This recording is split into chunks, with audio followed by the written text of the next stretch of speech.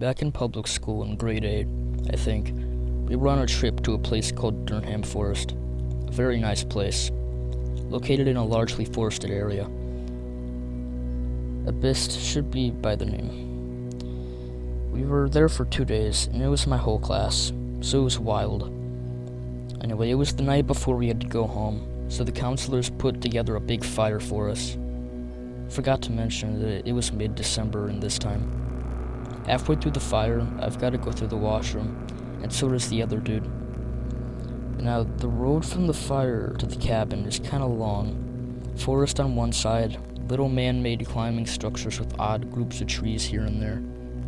So me and this guy go off and head back to the cabin to use the bathroom. The walk there was fine, however the walk back was scary. Me and this guy, let's call him T. So me and T were walking back, talking here and there. We just walked by a small circle of trees. There was a loud gurgle-like noise. I can't really explain it. It sounded like a mutated gurgle. Me and T looked at each other and booked it. As soon as we got back to the fire, we tripped over each other from running so fast and got in trouble by the teacher. We kept eyeing each other from across the fire, like, what was that? I don't think I'll go back to that area again.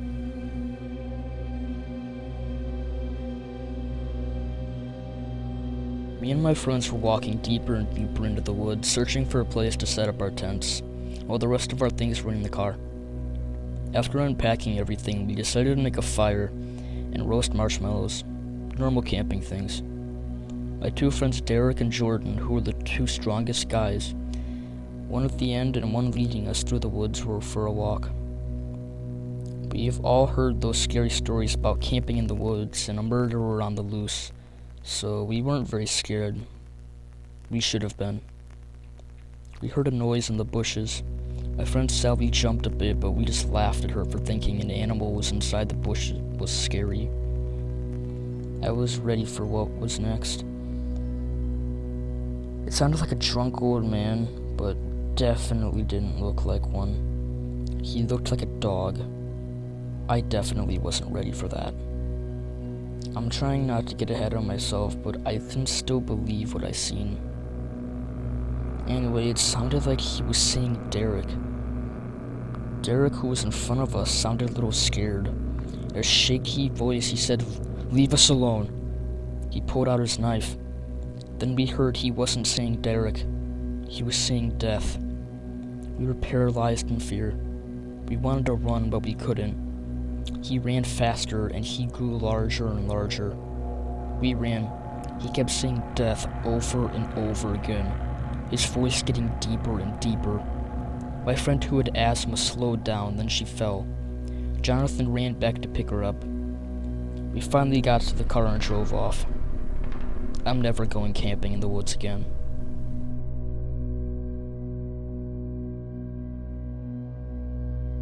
So I was about 11 or 12 at the time, but here goes.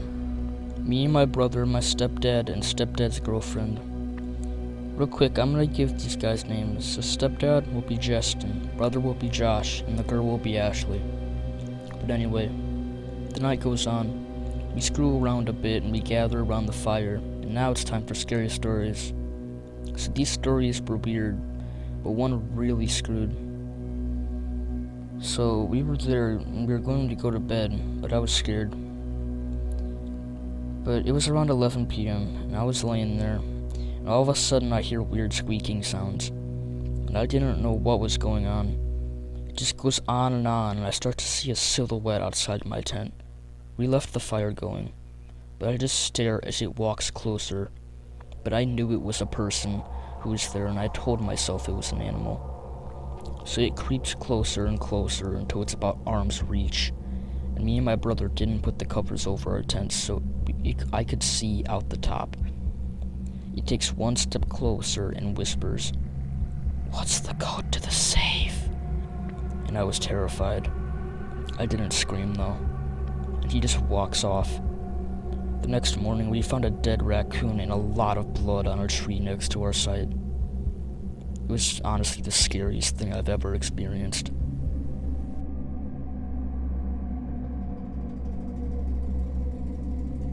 Before I start, I want to say that I'm not what anyone would call a superstitious person. Not to say that I'm closed-minded or anything. At least I don't think so. So much as I've noticed that if you leave your mind open, your brain's liable to fall right out. So when you see what I'm about to tell you, I was told that this community tended to be less skeptical. You might understand. That's the question I keep asking myself over and over. What happened? I can't explain it no matter which way I look at it, and I've tried to. I spent the past few nights unable to sleep, driving myself up the wall trying to name an explanation to what happened. During the summer, I like to get outdoors every chance I get. Be it swimming, hiking, camping, you're apt to find me somewhere outside more than inside. Last week, for example, I was out camping, not in my official campgrounds, though where I live there are plenty to be found. That time around, I was itching for something with a bit more solitude, and a friend of mine had mentioned a lake that they'd been good fishing at. Safe to say I was immediately interested, do some fishing, maybe even catch something to cook up later. It sounded like a good time. Trouble was, when I finally had time to get out that way, I couldn't find the lake. I don't know if I misremembered the instructions, or maybe he's just bad at directions. But either way, I wound up in the foresty area with no lake in sight. It was a beautiful forest, though, and even had this perfect glen to set up my tent. What was more interesting, though, was the rock formation I found. Well, I call it a formation, but it had obviously been set there a while ago. If I'm any judge. It was this circle of stones, a perfect circle of them.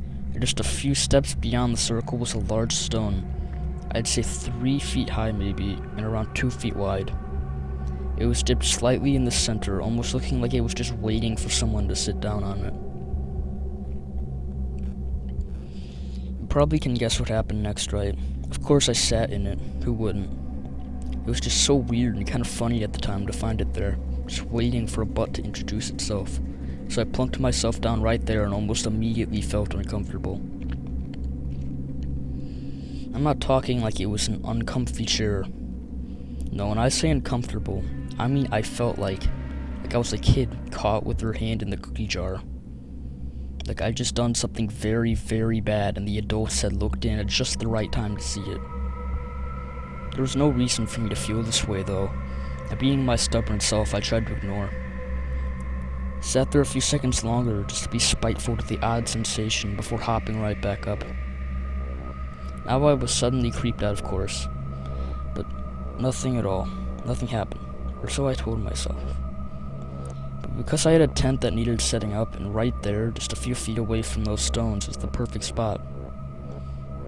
After I had my tent set up and my things stowed away, I set about fixing myself a nice dinner of roasted hot dogs. It wasn't fish, but they were still tasty, and the smell of them roasting was mouth-watering. The only thing that really married this was an odd smell. Pungent is a good word for it, almost sweet, sort of, but also rotten. I hadn't seen anything earlier, but nature is metal, and things die all the time.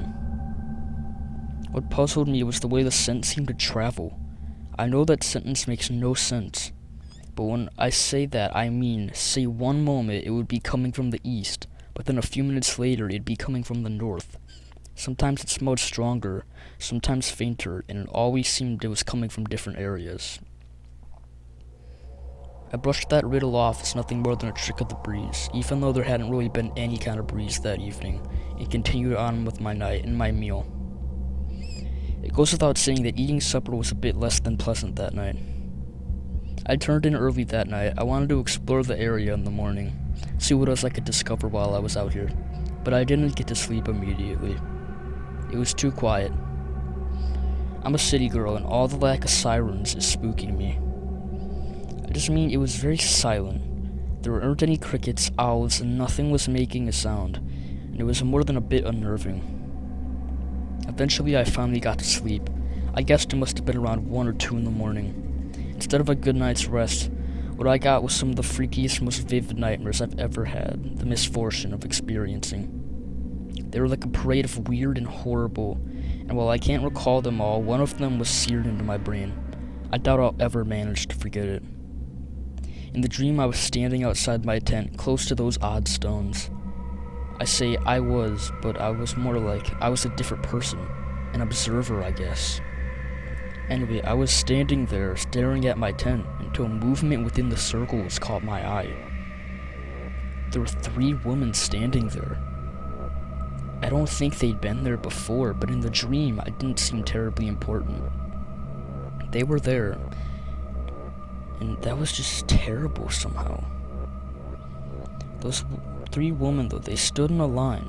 On the left was a woman that can only be described as a crone, beyond ancient, wrinkles on her wrinkles, and hunched over from age. On the right was a woman that was more middle-aged, not really young anymore, but not quite old yet either. And right in the middle was a young woman, right in the first flush of youth. It was the young woman that had my attention in the dream, not because she was some overwhelming beauty or whatever, but because she was very obviously pregnant. Also, she was holding a hatchet. I know that seems like something I probably should have stated first, but again, in the dream, that just seemed oddly unimportant. As I watched them, it was the crone that spoke first, uttering a single but very harsh breath. No! That seemed to reverberate in my mind, and left me with a feeling like I should be ashamed of something. The second to speak was the middle-aged woman who, just like her elderly counterpart, spoke only that single no, this time leaving me feeling like I should apologize, beg forgiveness for things I didn't even understand. It was then that middle woman spoke, her blank eyes staring into mine as she spoke too, echoing the same no. Each of them had uttered exactly the same, hatchet in her hand lifting. When she spoke, however, it wasn't shame or contriteness I felt, or should have felt. It was fear. A bone-deep fear that left me cold in the abstract and disconnected way I felt in the dream. It was when the last echo of their single spoken word faded that the hatchet came down. Not on me or the 2 women. No, she brought it right down on her stomach. There wasn't any blood, and this seemed somehow reasonable in the dream. Just the sound of flesh being hacked away with each swing she brought down against herself, and the sight of dark, empty space peeking out from within the split flesh. After several swings, I'm not certain how many, the woman dropped the hatchet to the ground. That seemed to signal the old woman to action as she turned to face the young woman and shoved her hands into the gaping hole that she'd hacked into her stomach and pulled out something. I don't know how to describe it or explain it. It should have been a baby. But this thing that was pulled out of that woman was the furthest thing from human. Its skin seemed to ripple and almost surge along its tiny frame. To the old woman's hands while she held it, caressing her fingers in little waves of flesh. Staring at it hurt, watching the way its skin crawled and crept hurt. Catching sight of the eyes that seemed to blink in and out of existence along its body hurt. And hearing it speak was agony. That was when I woke up, nose bleeding, ears bleeding, and my body shaking like I was having a seizure. It was light outside. The sun was out and I was freezing. From the inside out, everything felt like ice cold, like I'd never be warm again. When I was finally able to move, I packed up my stuff, left the tent. There were things scratched into the canvas of the tent, faint, but they were there, and so painful to watch when they squiggled and morphed with each blink of the eye. That was last week. There's been moments when I'm thinking about what happened, trying to understand it. When I feel that aching cold sinking back into my bones. When my nose, ears began bleeding again. I don't understand what's happened, but I'm starting to think I should stop trying to figure it out.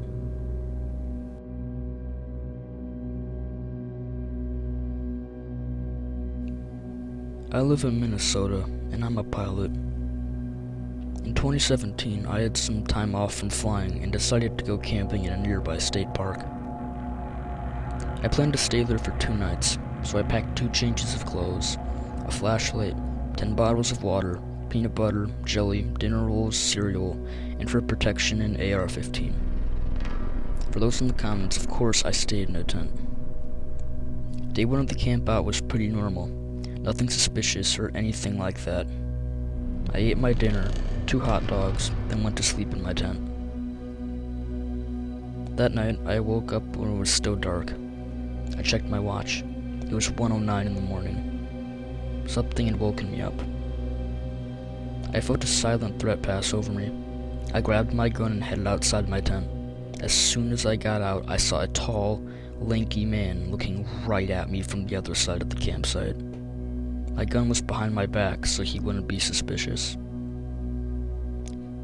I looked the mysterious man up and down and saw the machete in his right hand with dry red stains on it. The man seemed to sense that and stepped towards me. I could see his face. His eyes were green, but bloodshot, and he had a ski slope nose. I pulled out the AR-15 and he saw it and backed off, putting his hands up. He said, "Don't shoot." "What the hell do you want?" I yelled. "Please don't shoot me," the man replied. "Drop the machete and I won't." He obeyed and set the machete down, his hand still up. I took him to my car and drove him to the police station, where I turned him in. After that, I drove back to the campsite where I left the next day. A couple days later, I got an email from the police department thanking me for turning the man in. He was a murderer who'd sexually assaulted and killed 2 people. He'd broken out that night, and when I turned him in, it was like a miracle to them. They said at the end of the letter that he was going to be in prison for a long time.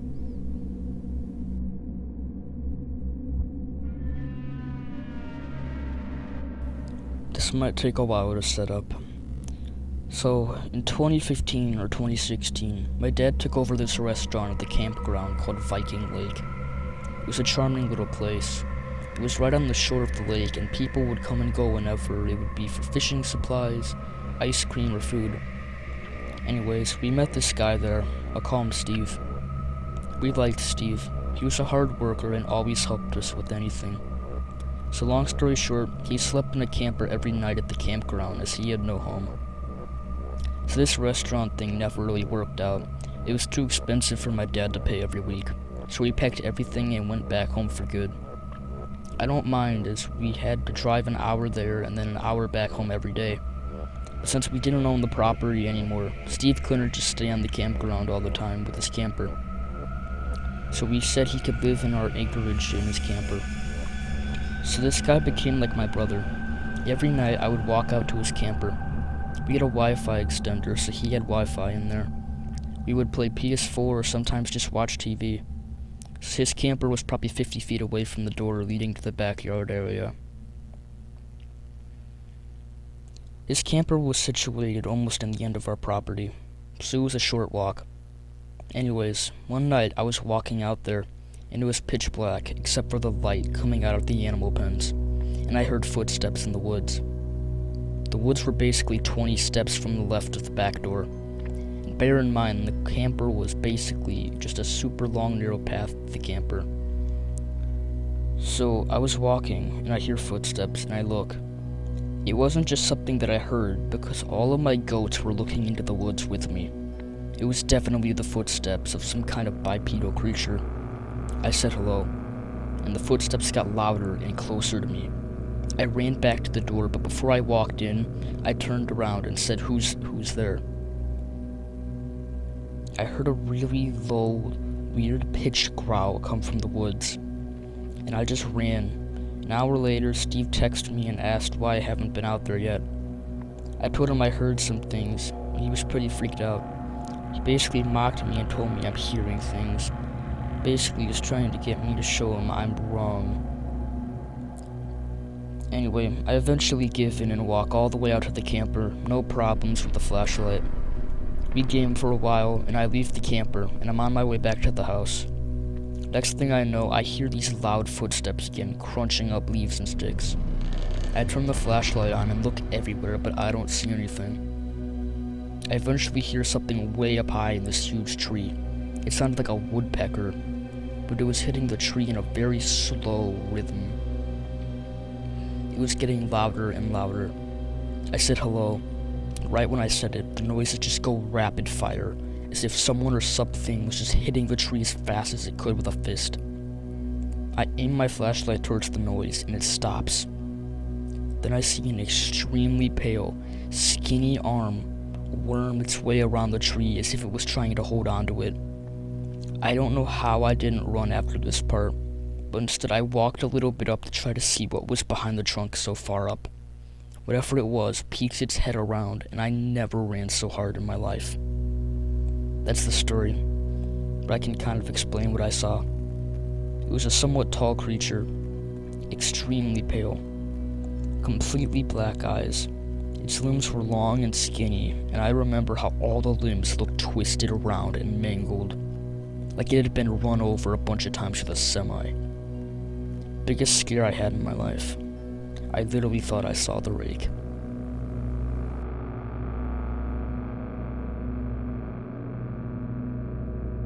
I can never look at the woods the same after that night. You see, I was a man of the woods. I would camp and enjoy the wildlife alone. One time I decided to bring my wife along. We were walking deep along the edges of the mountains. The river ran wide for miles. As time got near dark, we set up a tent and held each other by the fire. Soon the sky started to get gray and raindrops fell. As we slept in the tent, I was having a hard time staying asleep, so I decided to unzip the tent from the bottom and look outside for a bit. On the other side, my wife was passed out. As I look out, I can just see the woods and a grass opening just beyond. There was no moon out that night, but the stars were.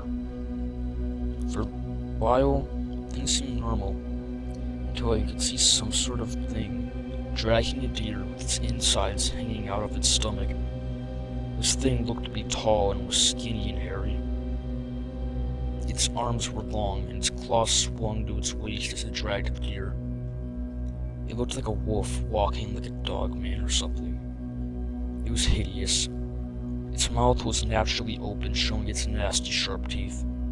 This thing released the deer and started to feed right there on the ground. I could hear it growl in odd vocals as it ripped off flesh and ate.